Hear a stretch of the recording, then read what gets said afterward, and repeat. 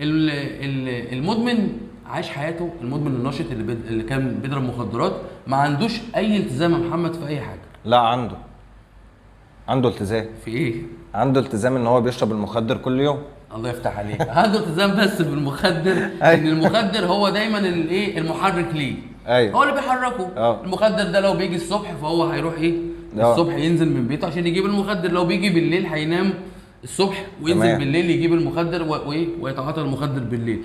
فحياته كلها ما فيهاش اي التزام من ناحيه شغله، ناحيه عيلته اسرته يعني، تمام. ناحيه حياته، ناحيه صحته، ناحيه اي حاجه. تمام. ما عندوش اي التزام ان هو لو تعب مثلا تعب جامد يروح لدكتور لان المخدر بيسكنه. تمام. ما عندوش التزام النهارده انه يروح شغله في مواعيده فبالطبيعي شغله بيبوظ. ما عندوش التزام ناحيه اهله واسرته ان هو يقعد معاهم او يبقى النهارده شخص جدير النهارده ان هو يبقى مثلا رب اسره، او شخص النهارده كبير في البيت، او شخص النهارده اخ كبير لاخواته.